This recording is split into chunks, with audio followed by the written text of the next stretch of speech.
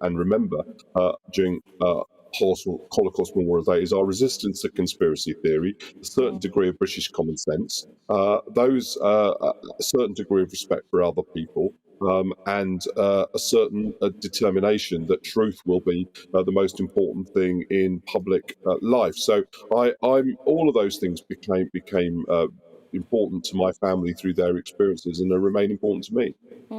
And yeah, as you mentioned there, it's incredibly important to educate people about, the experience of the Holocaust. And, finally, the Holocaust is, of course, the only historical event which is actually compulsory on the national curriculum. So it's something that all children in this country, in state schools certainly, and of course, I'm sure in all private schools, have to be educated about. Do you think we do enough to make sure future generations never forget? We can always do more of those things. I'm all for everyone having a good understanding of historical disasters like the Holocaust, or the other issue that's often discussed, slavery or colonialism, those kind of things. And I would add to that the crimes of communist regimes and the disasters that those perpetuate. All of those things should obviously be something that people learn in school. People have got to learn maths and they've got to learn English. They've got to learn the basics as well. And everyone always wants a chunk of the curriculum. So I'm not going to be too demanding. But yes, I regard Holocaust education as extremely important because it teaches what one person can do to another. It teaches a historical disaster in this century. And I think British people can also take satisfaction. It teaches what this country, by exerted effort, by retaining its head, by its belief in liberal democracy, by its retention of common sense, the things that we can do to resist those things, and things that we have done. So an episode in our history that we can be proud of. Lord Finkelstein, thank you so much for your time this morning. It's been really insightful to have you on. Thank you so much for joining us. Yes, indeed. Wow, it was powerful stuff, that, wasn't it, really? Well, after the break, Rotherham Council has faced criticism from opposition Conservatives who said that the council and South Yorkshire Police were not doing enough to tackle child grooming, although both authorities do dispute this. Our reporter, Kevin Larkin, will have the latest, but first it's time for the weather. Good morning. Most of us will have a dry day today, and slowly but surely it will be getting a little bit brighter for most of us as well. But first thing, there are a few fog patches around that could take a while to clear away. A couple of weakish weather fronts sitting across us right now, but out in the Atlantic, quite a big area of low pressure has been developing, and that's going to bring wet and windy weather for many tonight and tomorrow. But back to the rest of today, a fairly grey start. As I said, there are some mist and fog patches around that will take a while to clear. Not completely dry, there are a few showers here and there, particularly in parts of the west. But as I say, for many it will be a dry day. And we should see skies starting to brighten, a bit of sunshine is possible here and there, northeast Scotland, northeast England, parts of southeast England too. And where it does brighten up, temperatures should tick up into the teens, so reasonably mild. The breeze, though, will be picking up out west, and we'll start to see that low pressure system arriving through this evening across Northern Ireland. A band of rain swinging through, and then further showers will follow on behind as things turn increasingly blustery. The rain spreads across Scotland overnight, northwest England, much of Wales as well, parts of East Anglia and the southeast. Staying dry, but with an increasing breeze and with a lot of cloud. It won't be a cold night, a much milder night across the north, certainly compared to last night, but it will be a much wetter start to Friday. Rain on and off for much of the morning across Northern Ireland, for most of the day over southwest Scotland, northern England. So some very soggy conditions here. The rain persistent across the Northern Isles too. Showery further south, and maybe not too many showers across East Anglia and the southeast, but it's going to be a fairly windy day wherever you are, and that will make it feel cooler than these temperatures would suggest, generally 10 to 14 Celsius. That area of low pressure bringing the wet and windy weather, heads into the North Sea and then kind of fizzles away into the weekend. Not completely dry this weekend, but turning drier and calmer through Saturday and Sunday. You're watching GB News live across the UK and the world on our digital stream. GB News is Britain's news channel. We are the UK's home of discussion and debate from all perspectives. We are here for you. Don't forget to join our YouTube community by clicking on that subscribe button. And if you want the GB News app, you can click and catch up on programmes anytime. We love to hear from you, so email us. gbviews@gbnews.uk. Thanks for being part of the GB News family. My name is Andrew Doyle. Join me every Sunday evening at 7 p.m. for Free Speech Nation. This is a show where we address current affairs and news stories of the week with the help of two wonderful comedian panellists. I brought in comics because I want to give it a lighter edge, and also they work for less. See you there.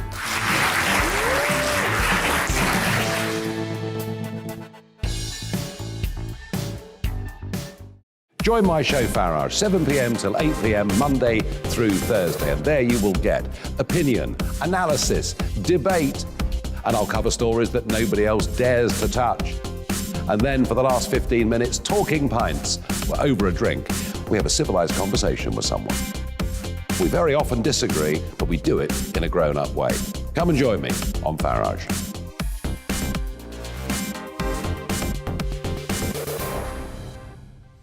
I'm Colin Brazier. I've reported from more than 70 countries around the world, covered wars from Afghanistan to Iraq, from Lebanon to the Balkans. I'm trying to bring that experience, that feel for events, to the studio.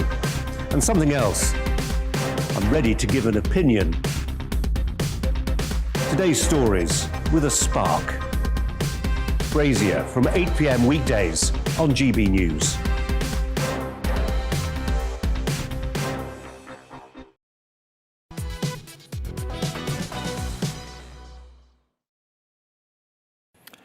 Yes, morning everybody. New action is going to be taken to step up the fight against child sexual exploitation in Rotherham, finally. Rotherham Council passed a new plan yesterday after criticism from opposition Conservatives, which said that the council and South Yorkshire Police were not doing enough to tackle child grooming, although of course both authorities do dispute this. Now, the 2014 J report revealed that 1,500 children had been abused in the town between 1997 and 2013. Well, during yesterday's council meeting, many councillors read out statements from survivors, and some even shared that they themselves had been sexually exploited. Several Rotherham Conservative councillors have shared statements from the survivors of abuse with GB News, and the names that they refer to have been changed, obviously, to protect those survivors. So please be warned that the following report does contain some strong sexual comments which viewers may find upsetting. I've been asked to read the following from a survivor of historic CSE. I fell pregnant at 12 by the hands of these dirty men. They all got convicted in February of this year. I have to explain everything to my child, as she is now 16, and saw everything in the press again. To top it off, since last month the council are trying to deny liability for what happened to me. I think they're disgusting. I was in my school uniform when a woman came over to me. She wasn't very old, in her 20s, a white woman, and she said to me that her phone was broken. She said she dropped it on the floor, and she showed me the cracked screen, and said could I lend her my phone so she could phone a friend who was waiting to meet her. She said she was desperate. He would be lost and not know where to go and meet her. She looked okay, and so I gave her the phone, and she rang someone and spoke to that person. Then she thanked me and walked off, giving me back my phone. After a while, a man with an Asian accent rang me, saying he'd had a wrong number called to his phone, and asked me who I was and why I'd called. He sounded like an older man. I explained to him what had happened and told him my name, and he then asked me my age, because I said I'd been coming from school. When I told him my age, that was when it all started. He said about him and his friends liking younger girls, and it was from there that it started. The number he called me from was the same number that the woman phoned. I never saw that woman again. I've heard the same happen to other girls as well. My husband and I were approached in Eastwood after we'd been to a shop there quite recently. They wanted us to take their daughter for money. It was horrible. I rang the police and was told that they have regular patrols in the area but hadn't seen or heard anything. I was gobsmacked, and it reminded me why I was failed all those years ago. Rosa is a survivor of very, very recent CSE. She's asked me to read the following. I got approached in Clifton Park by two of them, who suggested me and my friend might want to do things with them and for them. It was a shock. We didn't report it because we'd saw what had happened to other girls and the trouble it had caused. So we just legged it. We didn't go back, even though it's near where we lived. Rosa is now aged 12. Well, GB News has put in multiple requests to interview the Labour leader of Rotherham Council, Chris Reid, but he said he will turn down all requests from us for him to answer our questions. But speaking at yesterday's council meeting, Chris Reed explained how child sexual exploitation has changed in Rotherham. In the past, Rotherham had a very acute problem with men from Pakistani heritage who groomed and abused children. And we're still dealing with that, as everyone in this room knows. But what we see today is that perpetrators of CSE in Rotherham are commonly white British men. So if we're not careful about what we say, not only do innocent people get hurt, but we also miss the threat to children that is in our midst. Yes, well, that was the Labour leader of Rotherham Council, Chris Reed, and there is an open invitation for him, or indeed any other representative from Rotherham Council, any time, any day, to come on GB News to discuss what they are doing to tackle this very important issue. I would just like to quickly say, if you actually did care about it, then I think you'd probably be here having a chat with me right now. That's exactly. Accountability seems to be really important in this issue, and it does seem like it has been evaded on multiple fronts, whether it's... We might have to doorstep him. Indeed. Well, now moving on, average waits for emergency call-outs for problems such as heart attacks and strokes are taking more than twice as long as they should be in England. Targets are being missed elsewhere in the UK too, with reports emerging of some seriously ill patients waiting up to 9 hours for an ambulance. Goodness me. Well, the problems have forced all ambulance services to be put on their highest levels of alert, meaning patients who can make their own way to hospital are now being told to do so. Well, Richard Webber from the College of Paramedics says they have never before experienced anything like this at this time of year. Yes, well, we're now joined by Dave Hawkins, a paramedic of 6 years and managing director of MET Medical, a private medical service contracted with East of England NHS Ambulance Service. They serve across several counties, including Hertfordshire, Bedfordshire, Suffolk and Essex. Thank you so much for joining us this morning, Dave. Just tell us how the situation has been for you on the ground. Good morning. I definitely think demand has increased for services, and it is obviously impacting wait times for patients. People are generally waiting longer than they should be, but I don't think it's anyone's fault. Ultimately, we see a delay in hospital handover times. So hospitals are becoming full again, and A&E departments are becoming full again. And generally, it's a one in, one out in our NHS service. So for a patient to come into A&E, somebody has to have moved from A&E to a ward, and then someone has to move from a ward out of the hospital. They have to be discharged.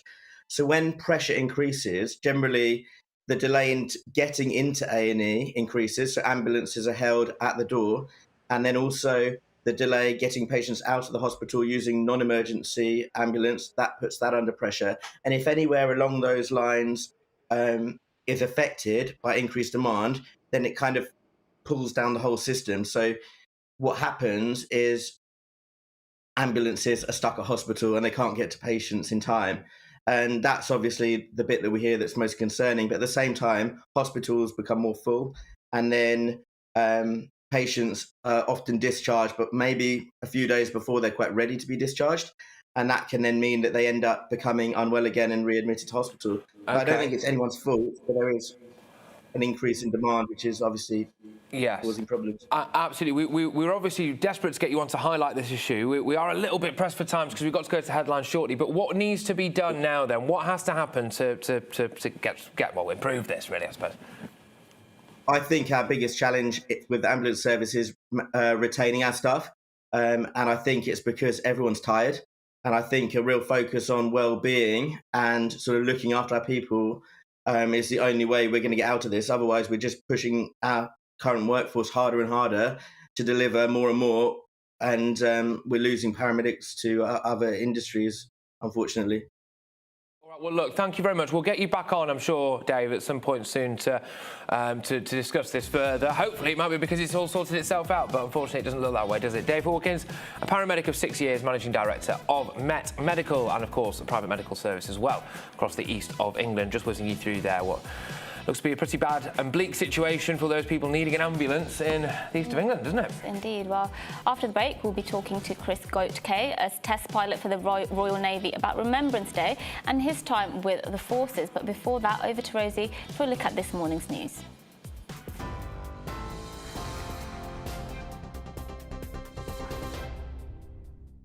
Thanks, Mercy. Let's get you up to date.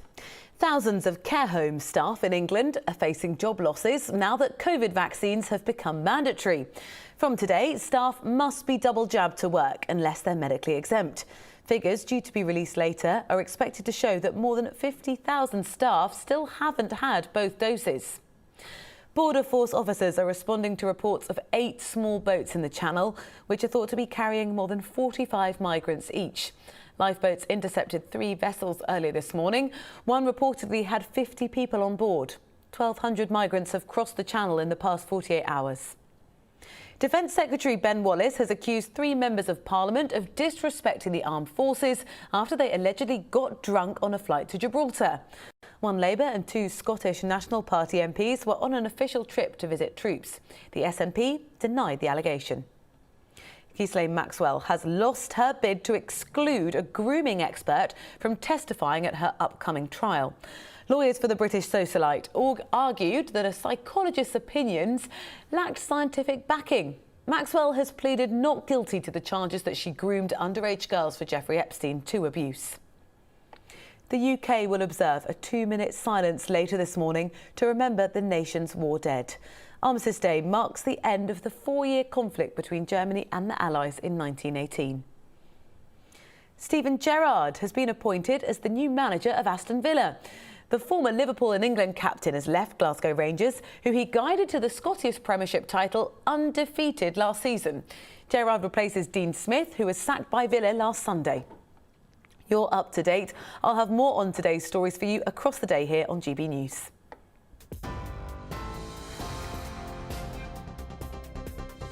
You're watching GB News live across the UK and the world on our digital stream. GB News is Britain's news channel. We are the UK's home of discussion and debate from all perspectives. We are here for you. Don't forget to join our YouTube community by clicking on that subscribe button.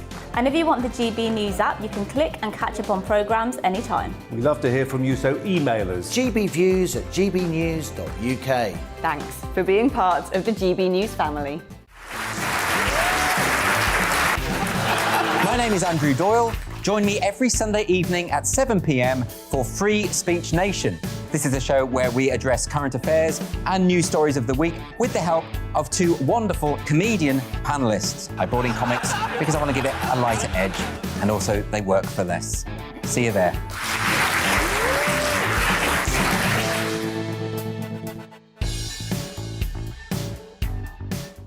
Join my show Farage, 7 p.m. till 8 p.m. Monday through Thursday. And there you will get opinion, analysis, debate, and I'll cover stories that nobody else dares to touch. And then for the last 15 minutes, talking pints. We're over a drink. We have a civilised conversation with someone. We very often disagree, but we do it in a grown-up way. Come and join me on Farage.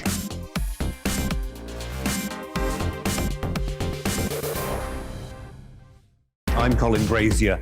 I've reported from more than 70 countries around the world, covered wars from Afghanistan to Iraq, from Lebanon to the Balkans. I'm trying to bring that experience, that feel for events, to the studio. And something else. I'm ready to give an opinion. Today's stories with a spark. Brazier from 8 p.m. weekdays on GB News.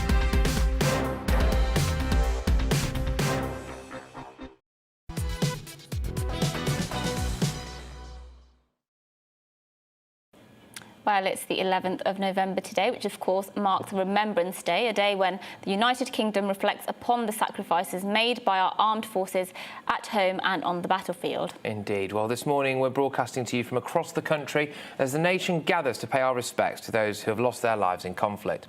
Stay with GB News for continuing coverage throughout Armistice Day. Yes, well, Chris Gotka is currently a test pilot with the Royal Navy and has previously been deployed in both Iraq and Kosovo and joins us now, I believe. Yes, there he is. Looking resplendent. Yes. Good morning, Chris. Thanks for joining us this morning. Just first give us an idea of what Remembrance Day means for you. Well, I've been very privileged with my time. I've spent nearly 29 years, or just over 29 years within the service.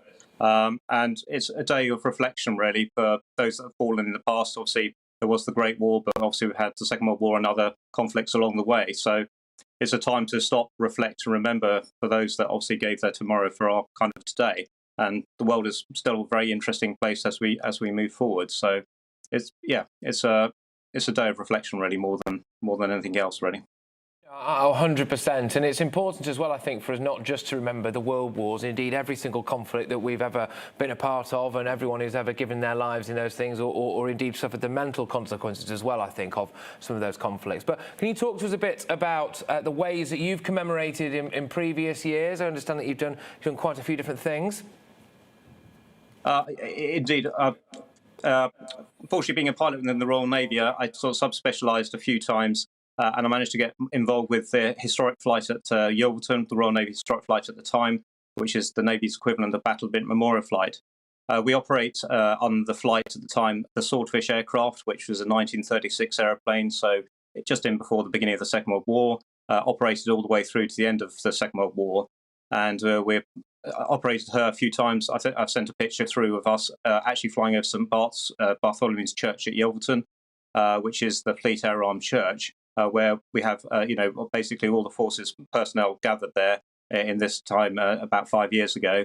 And there we were with the Swordfish flying over the top with the Wildcat, which is the Royal Navy's latest helicopter sitting next to it, as a way of sort of remembering. And for me, it was amazing because we had a Royal Marine bugler sitting on top of the church. So it's a lovely picture of us looking at an aircraft that has obviously done a great service for the country. Over the top of a lot of people that were sitting there at the same time. So, it's extremely reflective, especially when you sit and see how they operated this aircraft. Was so out of date almost in the beginning of the Second World War that it somehow lasted all the way through to the end and did an extremely good job, not only at the main ones, which were Tarantul, as well as the Bismarck, but also for the Battle of the Atlantic. So, very lucky to be able to sort of be in a position to sit there and reflect. As well as sort of other events, but it's very, very humbling. And what do you make of the state of our military and our involvement in various wars, or our lack of involvement now, of course, in Afghanistan? Today, I mean, does it fill you with hope? Are you a bit despondent about where we are now? No, obviously the force is always developing. There's always going to be, pushes with finance and all the rest of it. However, the armed forces, we're restructuring. It's exciting times. I look back and think, wow, I had a very, very privileged time with the Sea Harrier operating off the Invincible class carriers all around the world. And now we have obviously the Queen Elizabeth and Prince of Wales coming in. We've got F-35, we're Joint Command. We have obviously Wildcats. So the whole military has sort of gone through a new restructuring, such that we're in a position now, hopefully, to be ready for the next event. We don't know where the next event will be, but we know the world is a slightly more interesting place. We see it with obviously the global challenges with obviously what's going to happen with oil, climate change, and so forth. So, yes, we've restructured the world, our forces as we move forward. So yes, it's been a hard, obviously, few years with obviously the likes of Afghanistan and previous to that. However, we're always moving forward and doing the very best that we can all through all three services, which is wonderful to see.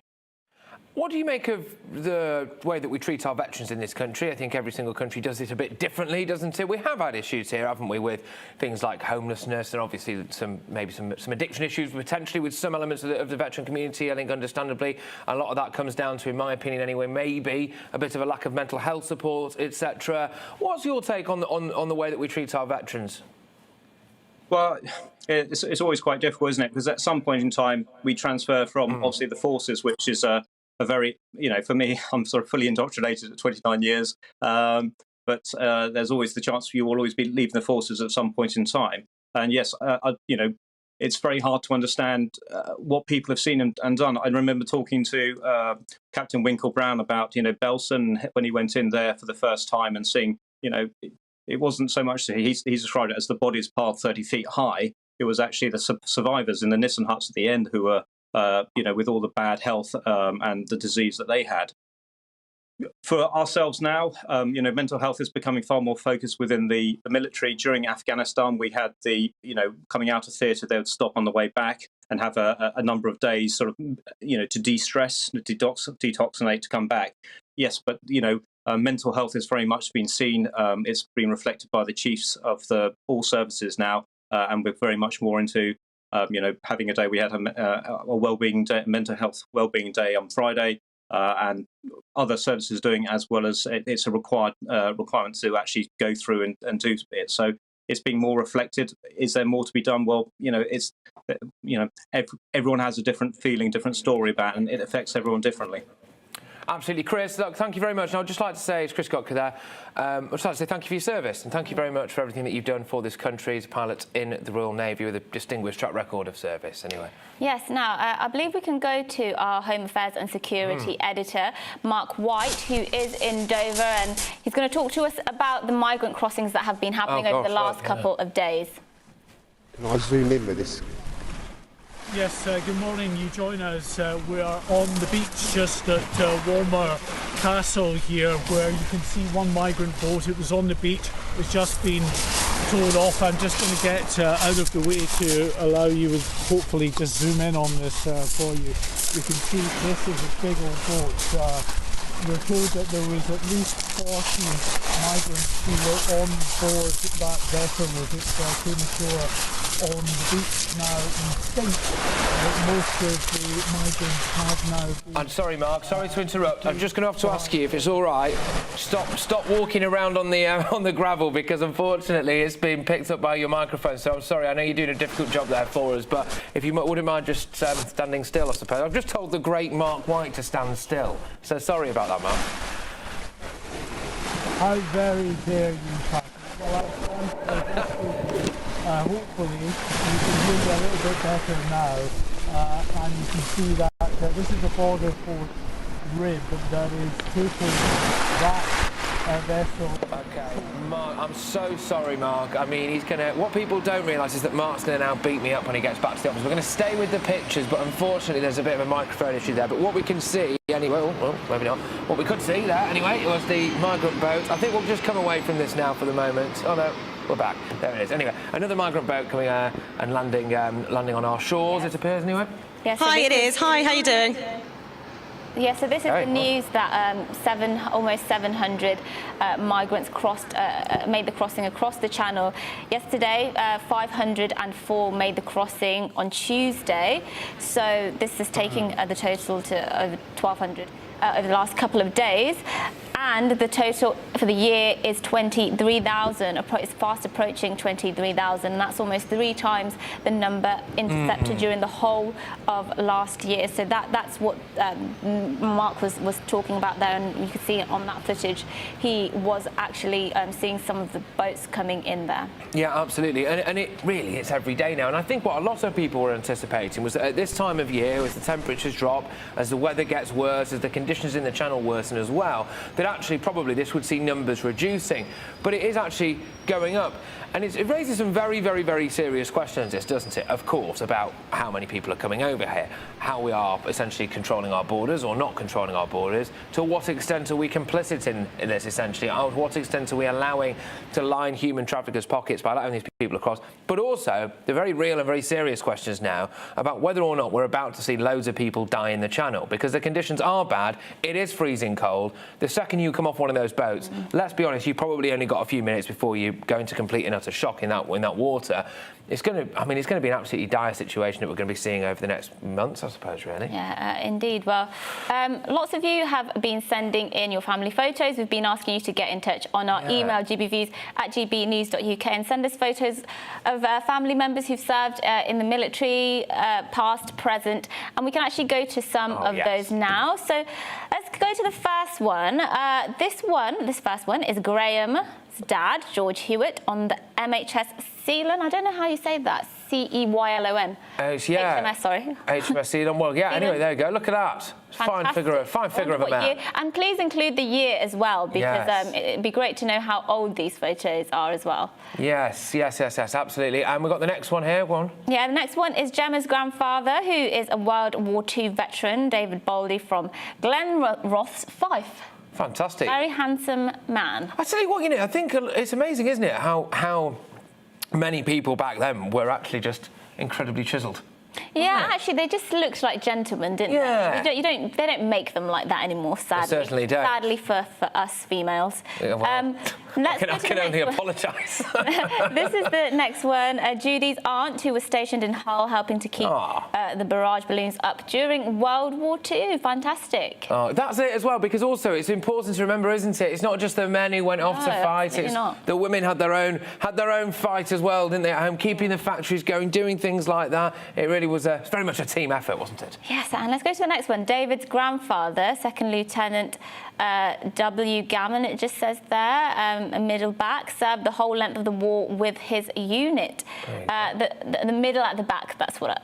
Yes, there he is. So at the centre at the back, there he is. Fantastic. Well, look, thank you everyone for sending all these in. They have been coming in thick and fast, so we're going to keep them up. A couple more, actually. Yeah, okay, good. There is so many here to show. Next one is Elaine's mother-in-law, Beatrice Wilkinson. Let's show that next one. Amazing.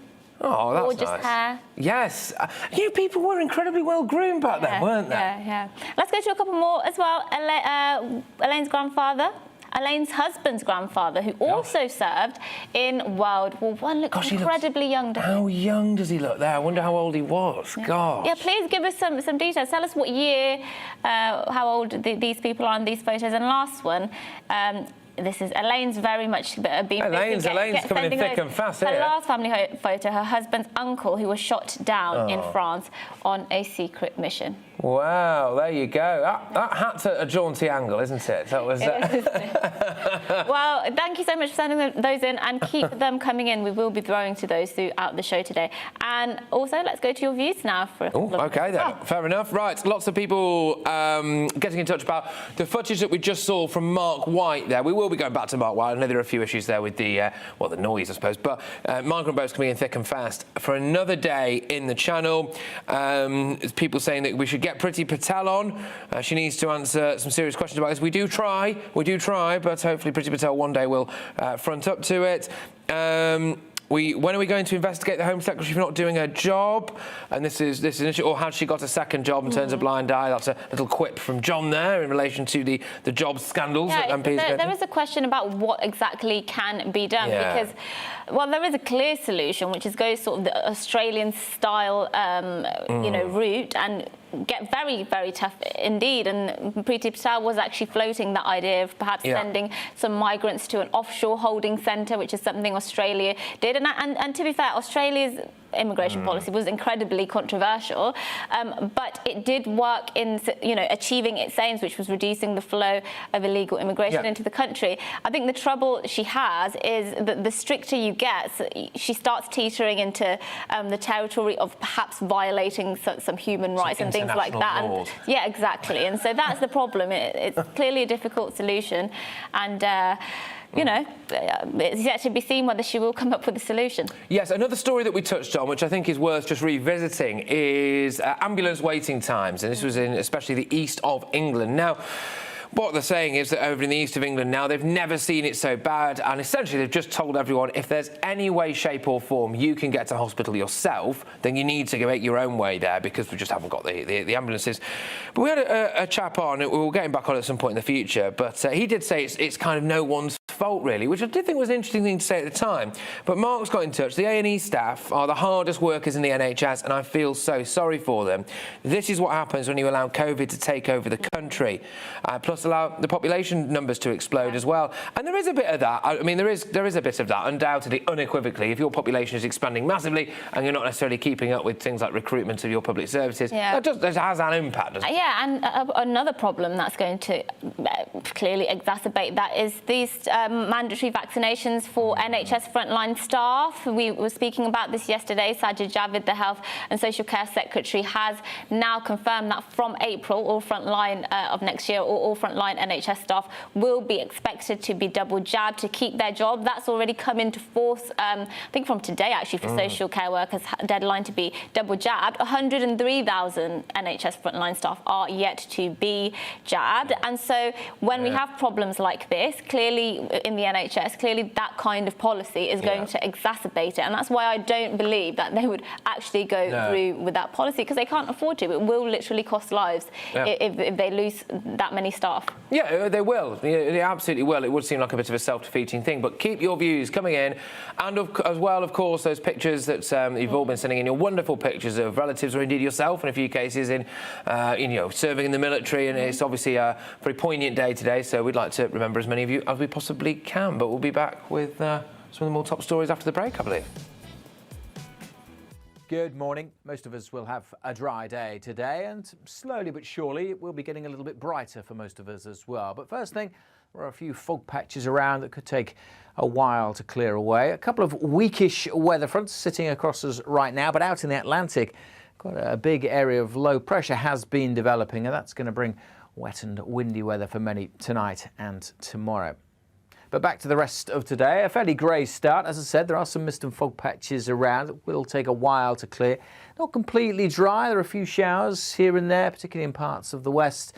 But as I say, for many it will be a dry day. And we should see skies starting to brighten. A bit of sunshine is possible here and there. North East Scotland, North East England, parts of South East England too. And where it does brighten up, temperatures should tick up into the teens. So reasonably mild. The breeze, though, will be picking up out west, and we'll start to see that low pressure system arriving through this evening across Northern Ireland. A band of rain swinging through, and then further showers will follow on behind as things turn increasingly blustery. The rain spreads across Scotland overnight, northwest England, much of Wales as well, parts of East Anglia and the southeast.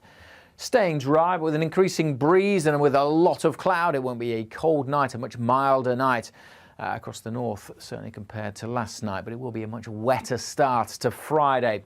Rain on and off for much of the morning across Northern Ireland, for most of the day over southwest Scotland, northern England. So some very soggy conditions here. The rain persistent across the Northern Isles too. Showery further south, and maybe not too many showers across East Anglia and the southeast, but it's going to be a fairly windy day wherever you are, and that will make it feel cooler than these temperatures would suggest, generally 10 to 14 Celsius. That area of low pressure bringing the wet and windy weather heads into the North Sea and then kind of fizzles away into the weekend. Not completely dry this weekend, but turning drier and calmer through Saturday and Sunday. Join me, Alex Phillips, for the afternoon agenda on GB News, Monday to Thursday from 4 p.m. till 6 p.m. We don't lecture to you or try to tell you what to think. We do a deep delve into a topic with views from across the range of debate, therefore leaving you, the viewer, to make up your own mind. Join me, Alex Phillips, for the afternoon agenda on GB News, 4 till 6, Monday to Thursday.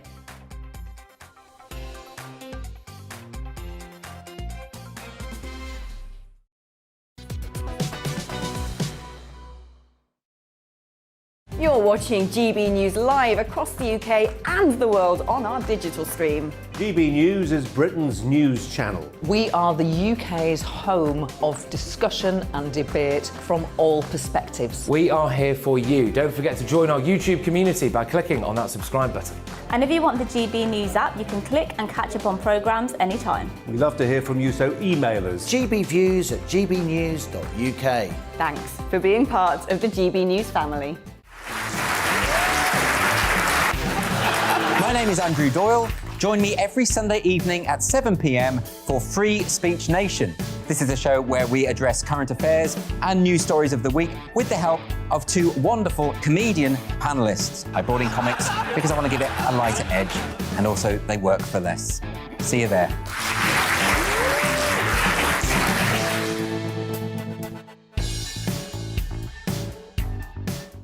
Join my show Farage, 7 p.m. till 8 p.m. Monday through Thursday. And there you will get opinion, analysis, debate, and I'll cover stories that nobody else dares to touch.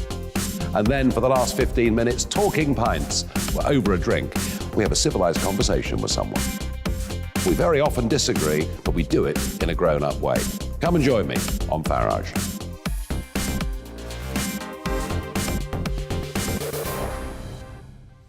I'm Colin Brazier. I've reported from more than 70 countries around the world, covered wars from Afghanistan to Iraq, from Lebanon to the Balkans. I'm trying to bring that experience, that feel for events, to the studio. And something else, I'm ready to give an opinion. Today's stories with a spark. Brazier from 8 p.m. weekdays on GB News.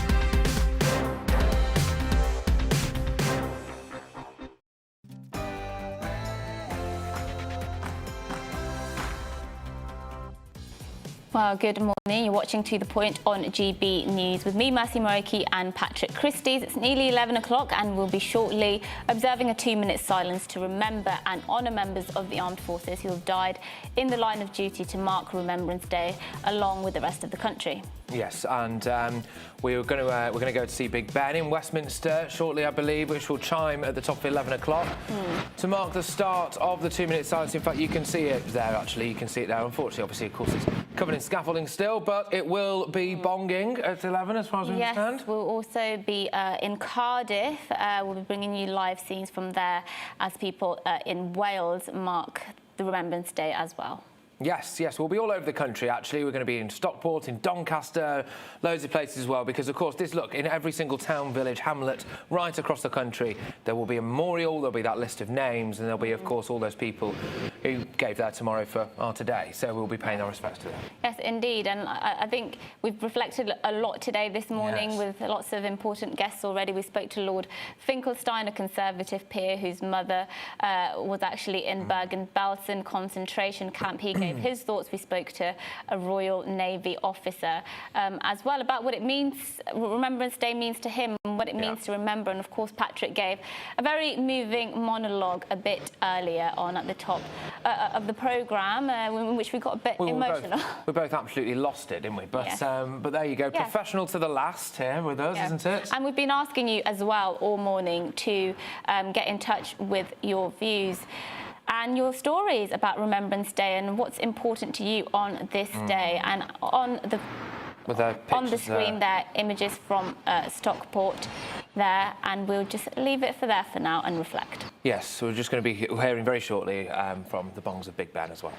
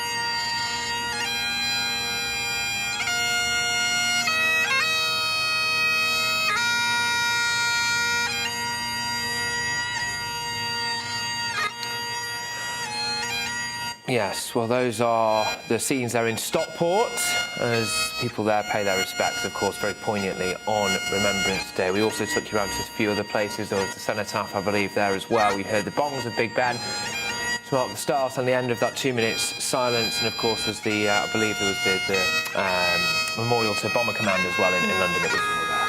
Yes, and if you are joining us just now, we were just observing a 2-minute silence there, and of course just showing you those scenes from Stockport in Manchester there. And of course today is Remembrance Day, a day when the United Kingdom reflects upon the sacrifices made by our armed forces at home and on the battlefield. Yes, well, this morning we're broadcasting to you from across the country as the nation gathers to pay our respects to those who've lost their lives in conflict. Now, our Wales reporter Lily Hewitson joins us from Cardiff City Centre. Lily, thank you very much for joining us. How will people be commemorating Remembrance Day in Wales today? Oh, you see that? That's all right. Lily will be back with us in a second. I'm sure she will. Don't worry about that. But, yeah, Lily will be joining us from Cardiff very shortly. We're also going to be going as well to Northern Ireland. We're going to be going to Stockport as well, as you saw there. I believe that we've got Lily now. Lily, how are the people in Wales going to be commemorating Remembrance Day?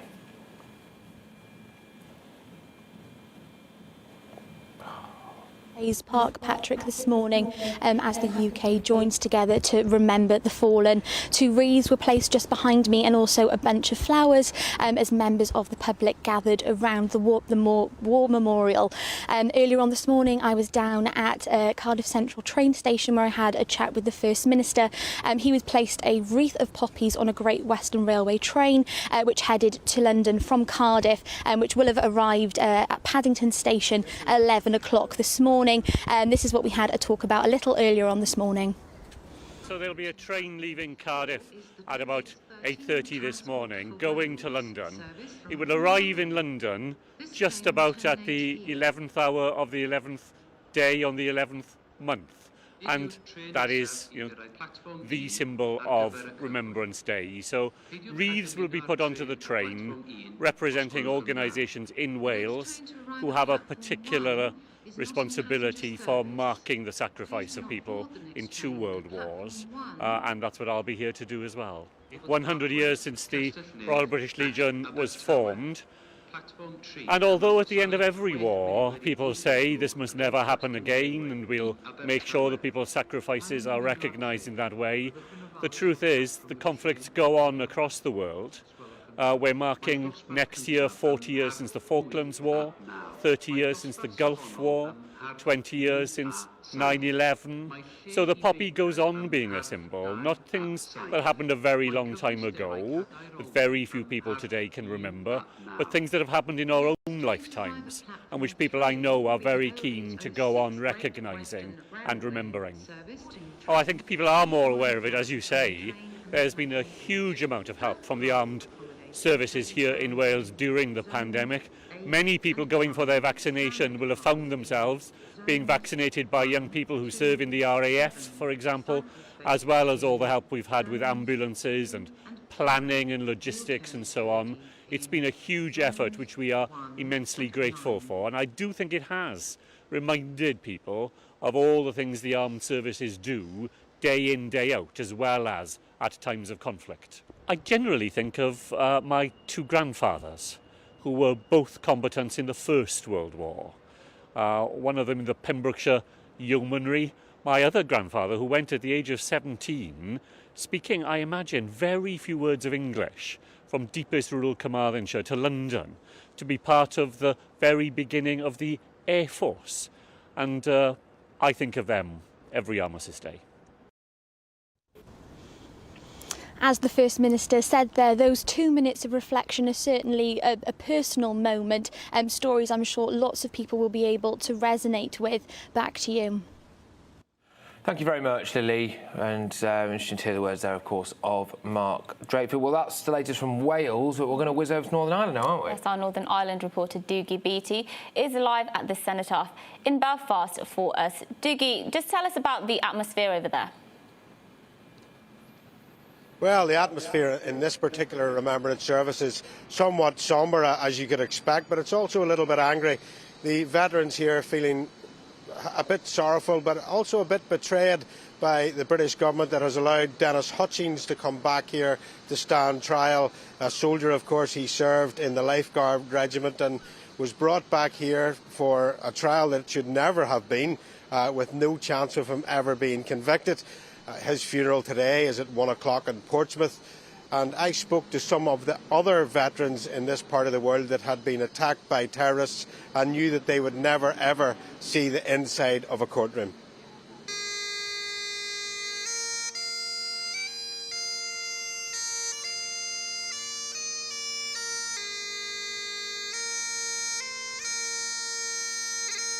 I was a part-time member of the British Army in 1981.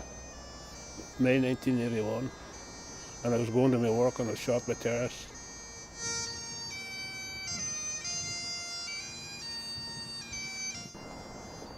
Well, it's over 40 years now, and I don't think I ever will see justice.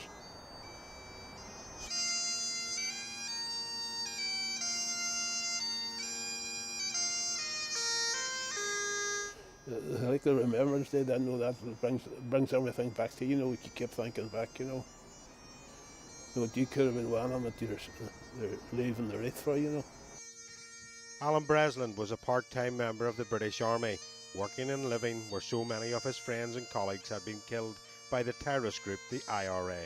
When I was going into my work, on through the entrance, they aimed to get me going in through the gates. And that's when they fired, out of the motor. Well, it doesn't feel too good, because the terrorists that tried to take my life never was even brought to book for it, so never. And then they're looking for justice and rights for a soldier shooting at them, and after all, the soldier was only doing his job, that's what he was, defending his country. Dennis Hutchings was brought back to Belfast to face charges of which twice before he was told he was clear of. He may have left here many years ago, but like so many of his comrades, he would spend his last days in Ireland. Many questions must now be answered over what evidence brought back a man over 50 years on, and could be argued cost him his life.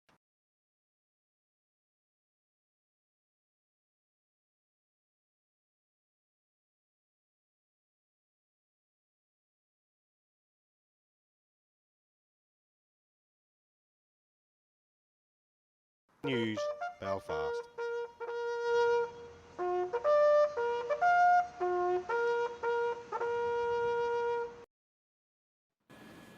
Well, you can see from that soldier, he is pretty annoyed about what has gone on here, and soldiers are only called into theatres of war or defence when politics have failed. And after Tony Blair's letters of comfort to the IRA in 1998, a virtual amnesty for them, these soldiers now feel very, very let down by the politicians. Yeah, absolutely, and so they should, in my personal opinion. Diggy, thank you very, very much. Great report that for us, Diggy Beattie there. In Northern Ireland, we're going to whiz over now to Bradley Harris, who's been attending the Remembrance Day silence at the War Memorial in Southport, where we can speak to him now. Bradley, thank you very much. It looks like you're joined by somebody there. Talk us through what's going on. Yeah, good morning both. We've been commemorating and remembering the importance of Armistice Day here in Southport, and I'm joined by Colin Hughes, who's an Army veteran and was on the pipes for us during that service that just took place just a moment ago, during that national 2-minute silence. Colin, thanks for joining me on GB News. You're welcome. First of all, what were your thoughts of the service? Hundreds of people turned up today. It was amazing in Southport today. I've never seen so many people attending. There's always a good group of veterans here, but people from the town itself were congregating around. I thought it was absolutely fantastic. And what was really nice to see was there was a mix of ages. There were younger people there, older people there, and you were on the pipes as part of the to say thank you, to congratulate you, to shake your hand. That must be a lovely feeling. It certainly is. I mean, I've been playing since I was a youngster, and I've been doing this, playing at the War Memorials. What was going through your mind then? What were you thinking about, and how were you feeling? Well, during the 2-minute silence, it's when we remember and we recall comrades that we've lost in the past. No, I've been on active service and I've lost quite a number of comrades, and I think of those during that 2-minute silence. And you have been a piper, you've been doing it for 10 years, you know, at one stage. I've been doing it since I was a child. Since you were a child. Just tell me, what was it like when you first joined as a piper? You were a musician, but you also said to me earlier that you were treated exactly the same as a soldier. Well, that's right. When I joined the regular army, we were soldiers first and we were pipers second. So we did quite a lot of military training, and when we were on active service, we took an active service role. I finished off as a section commander on active service in Northern Ireland. And the pipes that you've got with us today, what was the tune that you were playing a little bit earlier? Well, we play the Flowers of the Forest, which is the traditional tune at memorial services such as this and at the graveside. And just tell me your thoughts on the people that were turning up today. You had people from all parts of Southport and beyond, in fact. Yeah, we certainly do. I mean, Southport has become a very, very popular place for memorial services. We've got a lovely memorial here. We've got the two chapels on either side. Fantastic place to be. And can I just ask you finally, Colin, what does Armistice Day mean to you? It means a lot to me. I grew up with an uncle who served with the Liverpool Scottish, and he served during the Second World War. I had started attending Remembrance services at the age of 11, and obviously I've continued to do so up to, I'm not going to give my age away, but so we're talking over 50 years now. So. Well, Colin, really lovely to chat with you. A really lovely service. That's Colin Hughes, who's an Army veteran here at the service today in Southport. Yes, absolutely, and yeah, we you know, all seriousness there as well. But we had a bit of back and forth a little while ago about bagpipes, didn't we? And I must say, I've changed my mind on them now. Have you changed your tune? Hey, this doesn't just happen, people. Don't say we don't bring you levity on this show. Exactly, no, but no, I did change my mind. I think that was very poignant. Thank you very much, Bradley, who was in Southport. That's right, yes, absolutely. Well, I believe we're going to delve into my inbox now, are we? gbviews@gbnews.uk. Quite a few of you, of course, still sending in your pictures, and I'm reliably informed that someone is beavering away as we speak to go and get those pictures of your relatives or indeed yourselves in your military uniforms and a little bit of a history of you and your family and all of that stuff. We're going to go to that just in a little bit later on, so keep them coming in. We've had some absolutely unbelievable pictures here. And someone pointing out as well, I think it's a relevant thing, that Mark Drakeford, when we went to Wales there, was discussing about how, you know, the commemoration services, people dying for our freedoms, and then obviously in Wales they've got the old vaccine passport thing going on, haven't they, after some rather questionable voting. So. I think it was interesting to hear him, you know, use that opportunity as well to say, well, you might be vaccinated by somebody, being vaccinated by somebody who's serving in the military. I mean, come on, not the time and place, Mark. I agree. No, I agree. That stood out massively. Steve asking why the fishing dispute with France has fallen off the news radar. Well, I suppose, Steve, it's mainly because I think we're still negotiating with them, but also, let's be honest, it's been replaced by what else is happening in the Channel now. We threw to Mark White earlier. I think roughly 700 people arrived yesterday. I think it was about 500 the day before, 800 and odd the day before that. We are going to be talking to Mark White later on, who is in Dover for us at the scene as these migrant boats continue to come in. Lots of you getting in touch about that. Saying, look, we need to do more to secure our borders. That's a common view. Absolutely. Well, after the break, I sat down with Ben Slater, who's a former member of the Royal Military Police and was in Afghanistan during the recent Taliban takeover. And he spent weeks imprisoned by Taliban officials in Jalalabad. So stay with us for that interview. Good morning. Most of us will have a dry day today, and slowly but surely it will be getting a little bit brighter for most of us as well. But first thing, there are a few fog patches around that could take a while to clear away. A couple of weakish weather fronts sitting across us right now, but out in the Atlantic, quite a big area of low pressure has been developing, and that's going to bring wet and windy weather for many tonight and tomorrow. But back to the rest of today, a fairly grey start. As I said, there are some mist and fog patches around. It will take a while to clear. Not completely dry. There are a few showers here and there, particularly in parts of the west But as I say, for many it will be a dry day, and we should see skies starting to brighten. A bit of sunshine is possible here and there, northeast Scotland, northeast England, parts of southeast England too. And where it does brighten up, temperatures should tick up into the teens, so reasonably mild. The breeze, though, will be picking up out west, and we'll start to see that low pressure system arriving through this evening across Northern Ireland. A band of rain swinging through, and then further showers will follow on behind as things turn increasingly blustery. The rain spreads across Scotland overnight, northwest England, much of Wales as well, parts of East Anglia and the southeast. Staying dry, but with an increasing breeze and with a lot of cloud. It won't be a cold night, a much milder night across the north, certainly compared to last night, but it will be a much wetter start to Friday. Rain on and off for much of the morning across Northern Ireland, for most of the day over southwest Scotland, northern England. So some very soggy conditions here. The rain persistent across the Northern Isles too. Showery further south, and maybe not too many showers across East Anglia and the southeast, but it's going to be a fairly windy day wherever you are, and that will make it feel cooler than these temperatures would suggest, generally 10 to 14 Celsius. That area of low pressure bringing the wet and windy weather heads into the North Sea and then kind of fizzles away into the weekend. Not completely dry this weekend, but turning drier and calmer through Saturday and Sunday. You're watching GB News live across the UK and the world on our digital stream. GB News is Britain's news channel. We are the UK's home of discussion and debate from all perspectives. We are here for you. Don't forget to join our YouTube community by clicking on that subscribe button. And if you want the GB News app, you can click and catch up on programmes anytime. We love to hear from you, so email us. gbviews@gbnews.uk. Thanks for being part of the GB News family. My name is Andrew Doyle. Join me every Sunday evening at 7 p.m. for Free Speech Nation. This is a show where we address current affairs and news stories of the week with the help of two wonderful comedian panellists. I brought in comics because I want to give it a lighter edge, and also they work for less. See you there.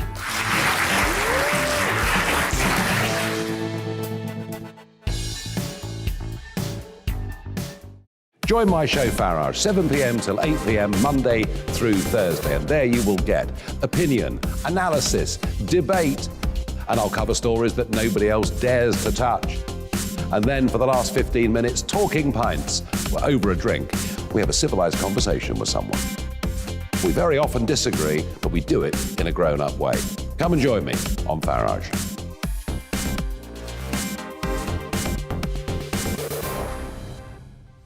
I'm Colin Brazier. I've reported from more than 70 countries around the world, covered wars from Afghanistan to Iraq, from Lebanon to the Balkans. I'm trying to bring that experience, that feel for events, to the studio. And something else, I'm ready to give an opinion. Today's stories with a spark. Brazier from 8 p.m. weekdays on GB News.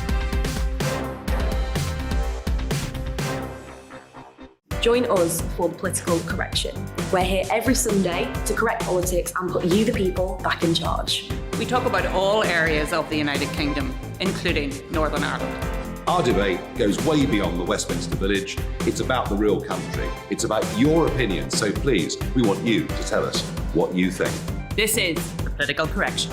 Every Sunday morning from 10 a.m. here on GB News.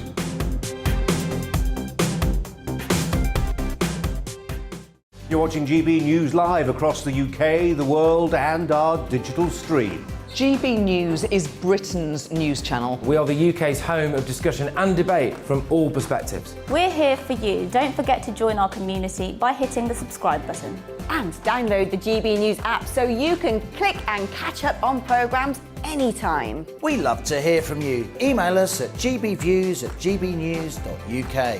Thanks for being part of the GB News family.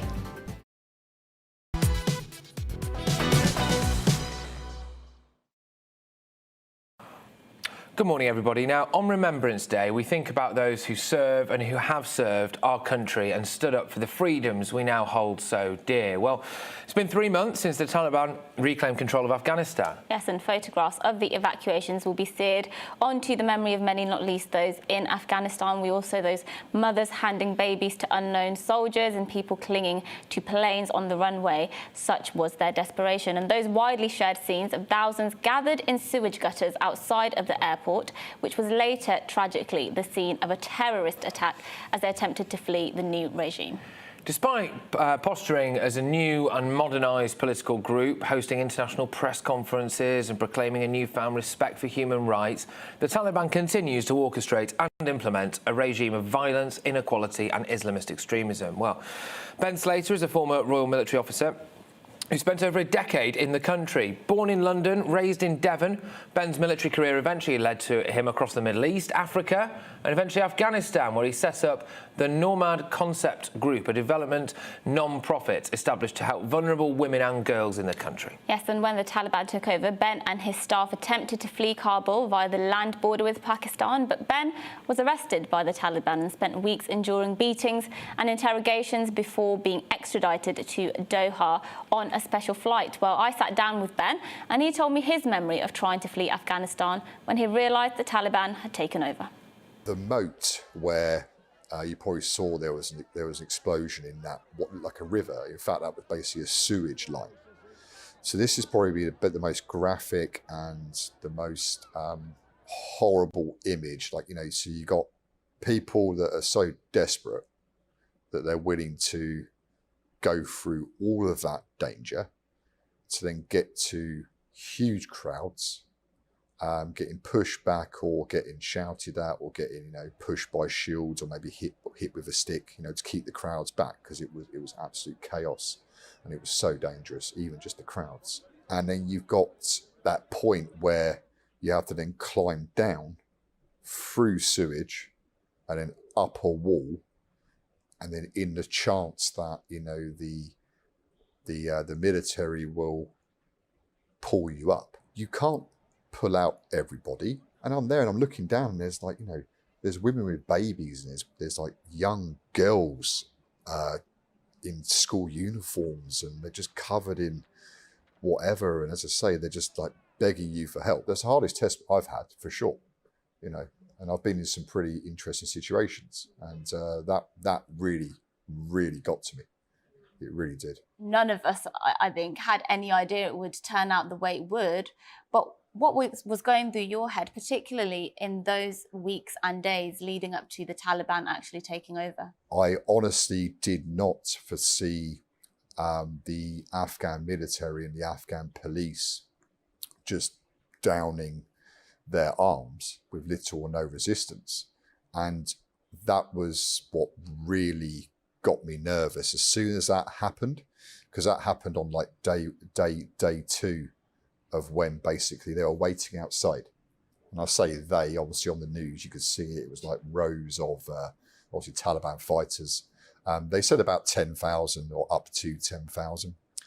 And of course, seeing that on the news, in the screen in the office, when you're like, hang on, that's a kilometre away, that was really unnerving, because, and of course, then it started saying, oh yeah, they're going to be allowed into the city.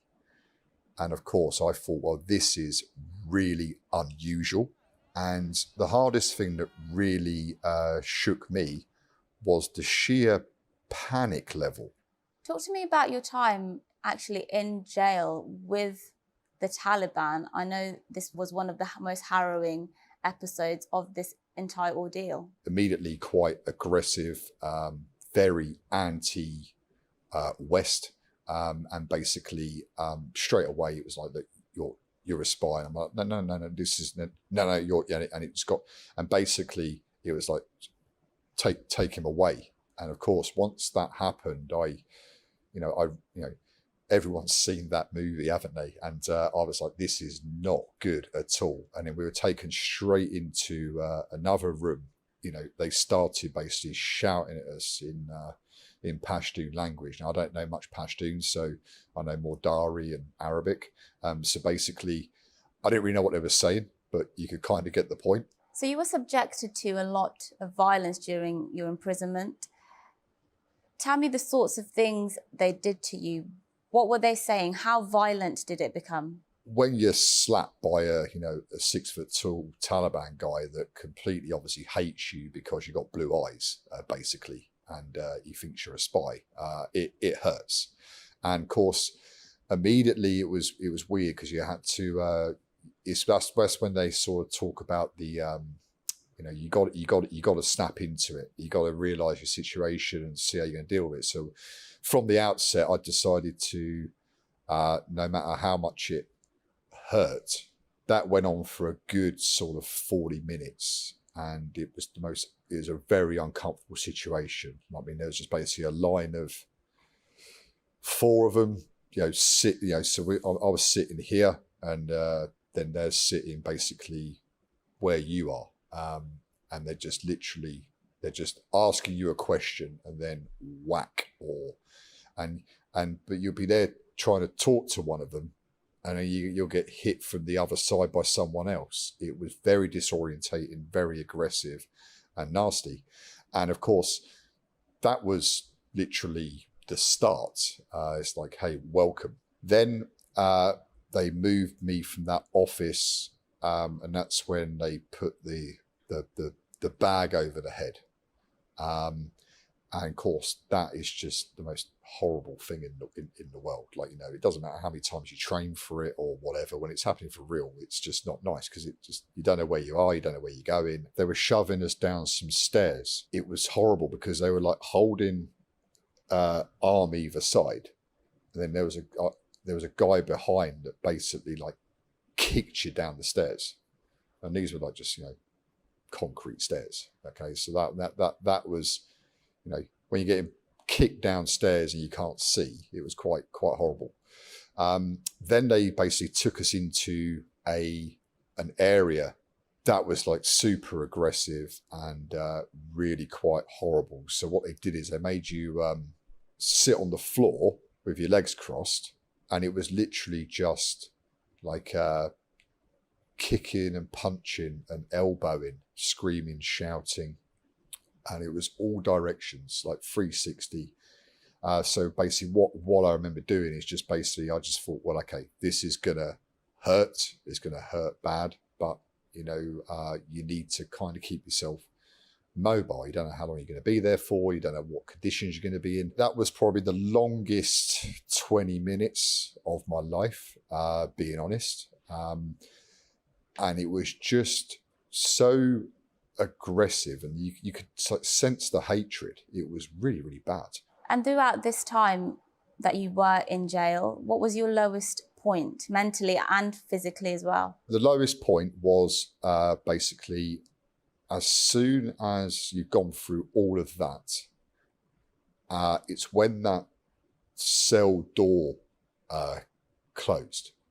When that door shuts, and it's all happened so fast, that's when you truly realise that you're like, you don't know how long you're going to be there for. You don't know if you're going to survive. You don't know what's going on. Do people know where I am? Do people know who or what I am? So effectively, the first 2.5 weeks there, I had to deal with basically them thinking I was their worst candidate, so to speak. And I'm in a cell that was clearly not a normal jail, not by any stretch. It was for interrogation, detaining, and it was they were professionals. And as I say, that was my lowest point when that door shut for the first time, and you got no carpet. It was bad. Things were improving, and then they gave me back control of my phones, which is really bizarre. Like you're detained, but you got control of your phones, and that was when I certainly knew that at some point I'd obviously be released. But I say, like, the whole situation, even when it was like violent and not violent. The whole 5 weeks was an emotional roller coaster. It was very stressful. I didn't know I was being released until 20 minutes before I was in the air, basically. Wow, really powerful stuff that. Well done for bringing that one into us. And this is a statement, actually, I can read as well from Ben. He says, we should directly support the Afghan people within their country and offer, where we can, safe refuge and opportunity for a better life in our more developed countries. They will contribute if given the opportunity. We should not recognise the Taliban as a government, as they have no ability to govern, and they've put Afghanistan back 1,000 years, a country that, while I was there, started to show promise and early indicators of an emerging economy. They should not be forgiven for what they have done in the past, as well as recently, and the international community needs to take some of the responsibility for what we are witnessing. The Taliban have found themselves on the wrong side of the insurgency, and if they wish to be taken seriously, they need to bring the security they promised to Afghanistan. Well, Ben continues to advocate for 130 visa applications and further support from the UK government, notably in accepting more Afghan refugees. The full version of our interview will be available online, so make sure you do watch it. Yes, indeed. Now, after the break, Paul Beaver, a leading military and political historian, will be joining us and we'll be getting his thoughts on Remembrance Day. But first, let's take a look at this morning's news with Rosie.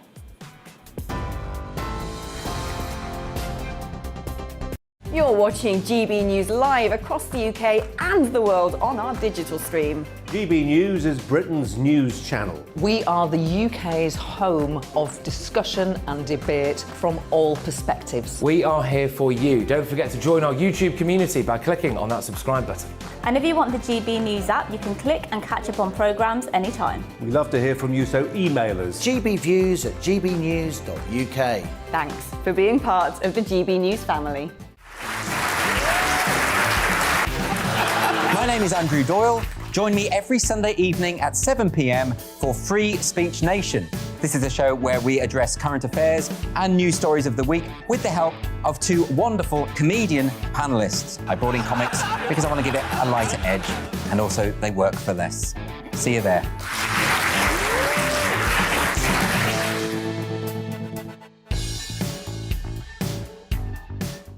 Join my show Farage, 7 p.m. till 8 p.m. Monday through Thursday, and there you will get opinion, analysis, debate, and I'll cover stories that nobody else dares to touch. And then for the last 15 minutes, talking pints. We're over a drink. We have a civilised conversation with someone. We very often disagree, but we do it in a grown-up way. Come and join me on Farage.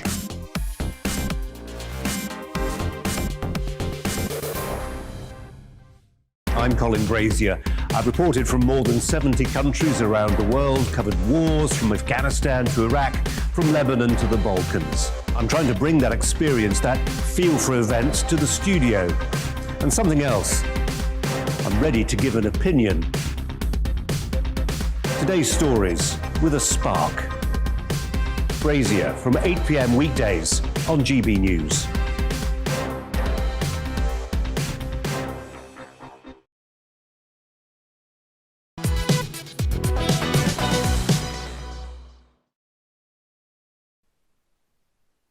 Have crossed the English Channel in small boats in the past 48 hours. Almost 700 crossed on Wednesday, with 504 making the crossing on Tuesday. The number of migrants who have crossed the Channel this year is fast approaching 23,000, almost 3 times the number intercepted during the whole of last year. Well, our Home Affairs and Security Editor, Mark White, joins us now live from Dover to give us more on this situation. Mark, what's been happening today? How many have come over today? Do we know yet?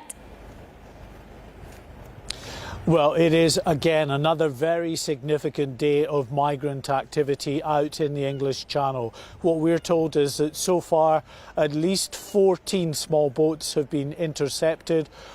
Each of these boats, we're told, holding about 40 to 50 migrants. We are expecting any second now here at Dover Harbour another lifeboat, the Dover lifeboat this time, to come in. We're told it is absolutely full to the gunwales with migrants that they've picked up in a number of incidents out there in the channel. What I'm going to do is just step to the side and allow Jeremy, our cameraman, to concentrate fully on this shot that you see now as the lifeboat rounds the corner here into Dover Harbour, and you can see, well, I said it was packed out, absolutely is. Just that's the bow of the vessel there, full of migrants with some border force or lifeboat crew, I should say, and then I think towards the stern of this lifeboat more migrants on it as well. We have had now, this is our third day of very significant activity involving these small boats crossing the channel, and the reason is that we have had a break in the weather. It's been relatively calm. I say relatively calm, it's never ideal conditions out in the channel, but it is just calm enough for them to be able to make it, and there are thousands waiting to get over. I'm just going to pause for a second as we see this lifeboat pass us now.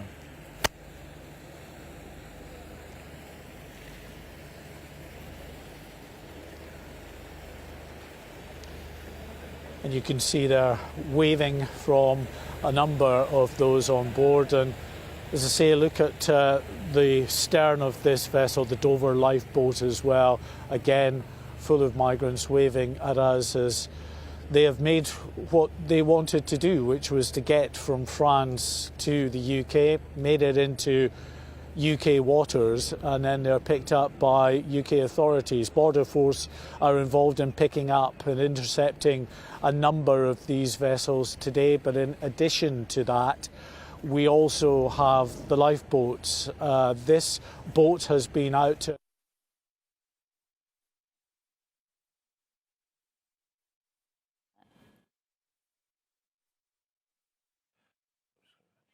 Yeah, Marwai, thank you very much there for bringing us that report, and excellent camera footage as well from cameraman Jeremy, who's on the scene. And as you can see there, ladies and gentlemen, that boat's absolutely chocker full, isn't it? Yet again, it looks like it's going to be, could be shaping up for yet another record day, couldn't it? Yet another record month, perhaps, as well. The record year, all the records. Right, it's already a record year. Yeah. We'll bring you more on that, of course, as we get it from Mark White, our Home Affairs and Security Editor now.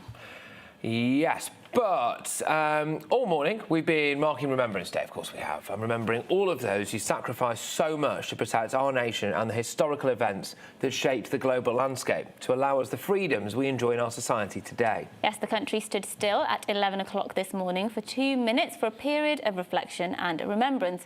And amongst all the emotions, the moment is also an opportunity to celebrate the heroic actions and bravery of those who sacrificed their lives so we could live ours.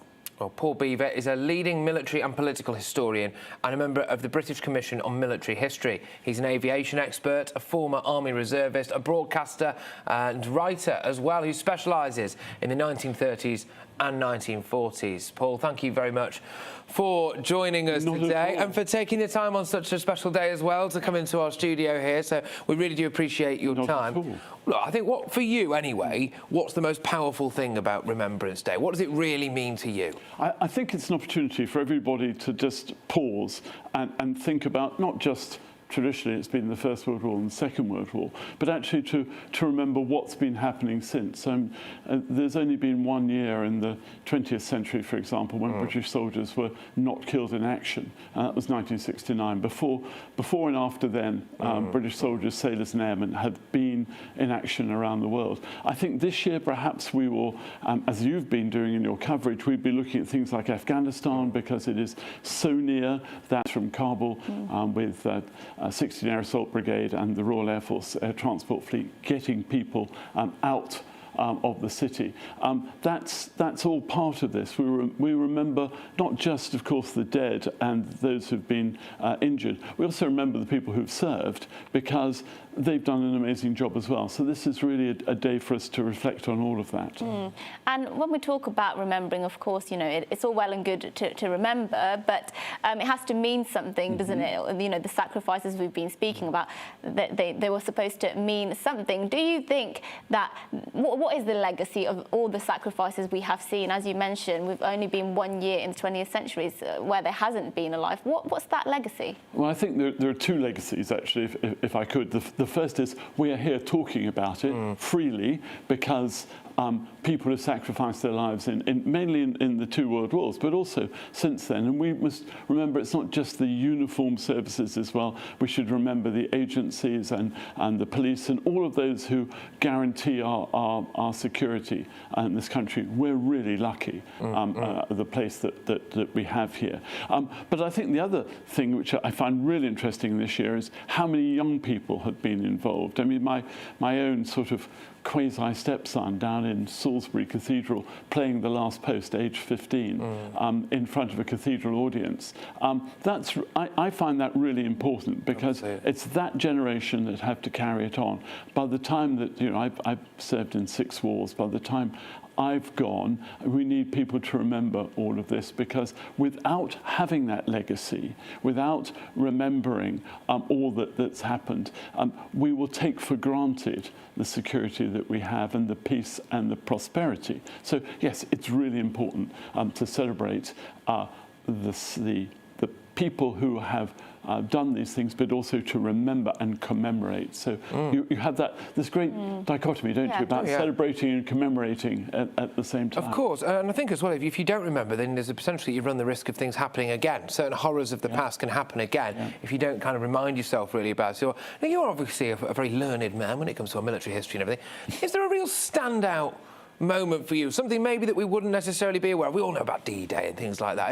Is there something that happened, a particular raid or a particular event that really stands out for you? Well, I think there's some really interesting things that happened in the 20th century that we don't remember anymore. I mean, we hardly talk about the Korean War. British and Commonwealth soldiers for 3 years defending the people of South Korea against the communist North. I think that's important. The Malaysian emergency, which created the country of Malaysia, not only for internal communist terrorism, but also aggression from Indonesia. So there was all of that that happens. I mean, the British Armed Forces are around a lot. I mean, I was fortunate, I think is the right word, to have served in Sierra Leone. And that was a really interesting time. We re-established a legitimate government and put them back in place, and the country now prospers.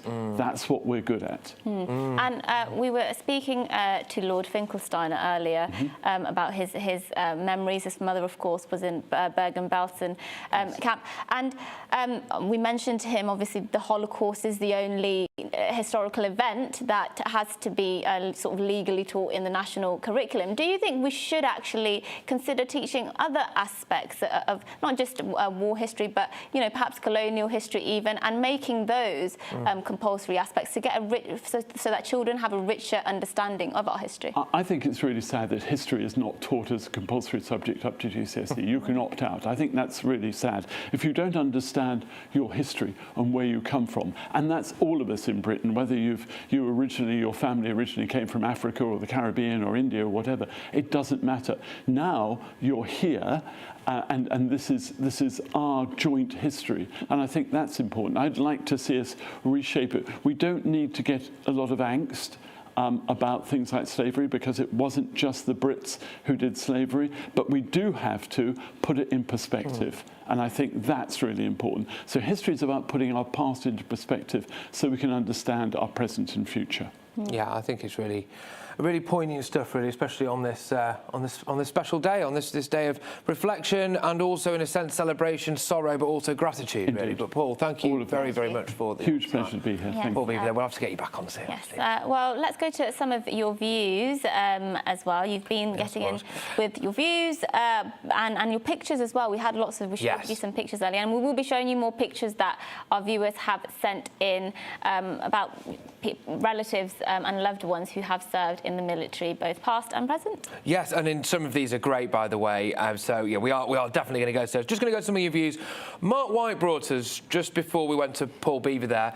It's really kind of quite striking footage, I should say, of a boat pulling into Dover, an RNLI boat full of people who've just made their way across the channel. It seems the government is constantly blocking any discussion on this. This is from David. What I want to know is how many are sent back. Well, and that's from Mike. Well, actually, Mike, so far this year, none is the answer to that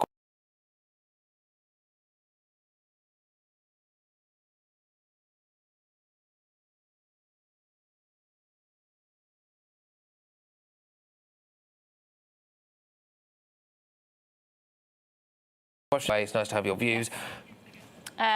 Keep your views coming in. We're going to your photos as well very shortly at the end of the show, so I'm looking forward to seeing those.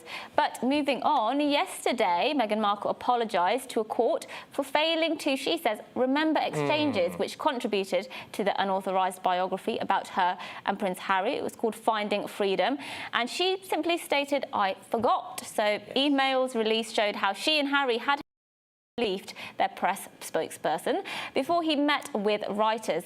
The Duchess of Sussex stated that the information was not known to her and that she was advised to avoid stress after her miscarriage. Yeah, I mean, good grief.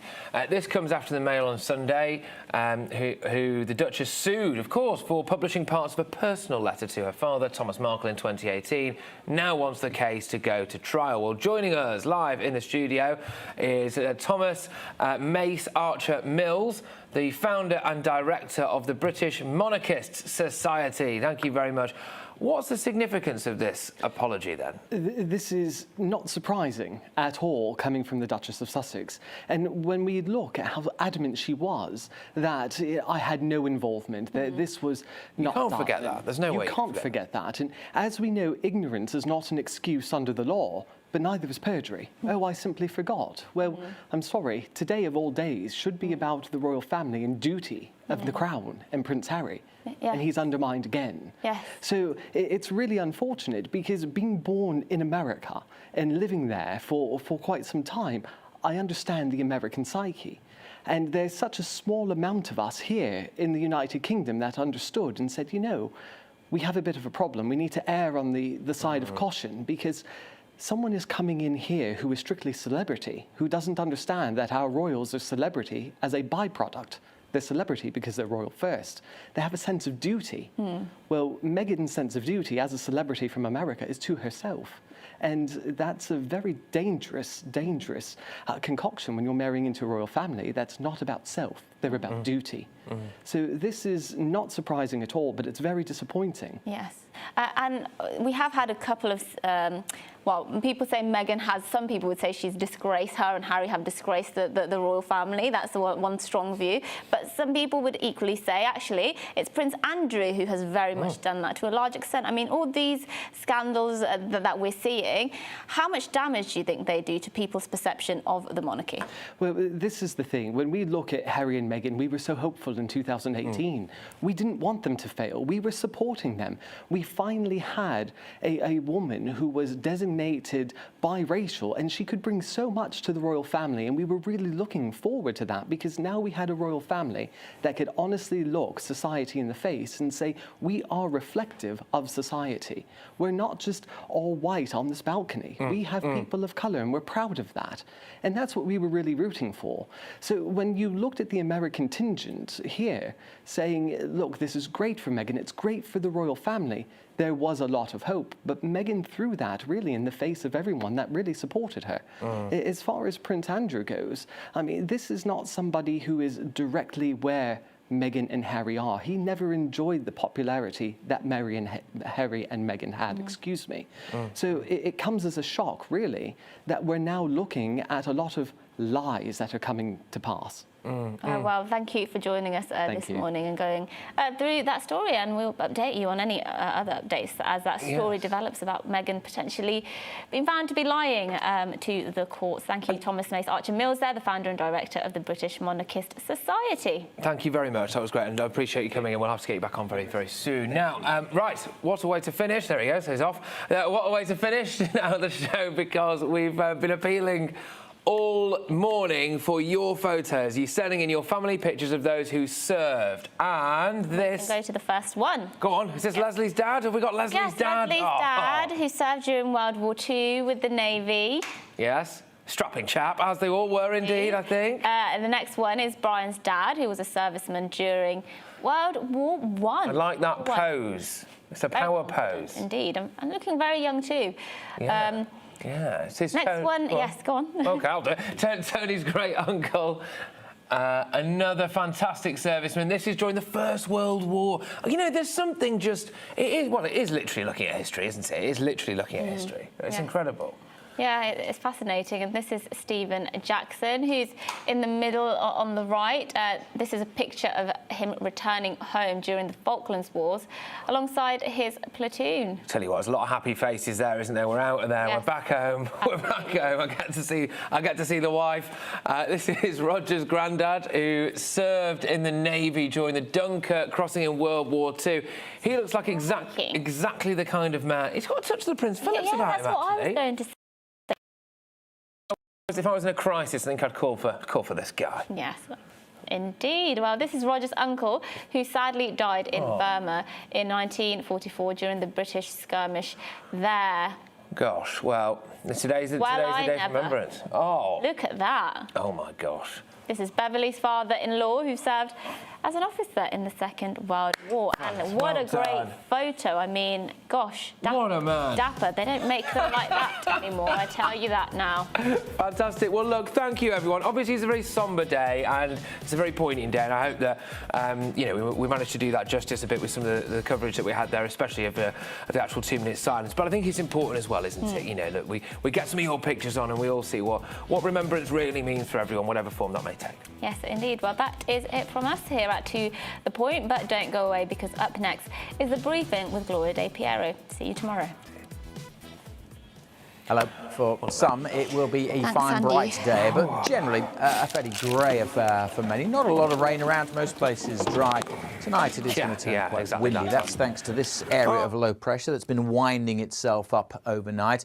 Not arriving just yet, however. A couple of weak weather fronts still sitting over the UK. They are fizzling out.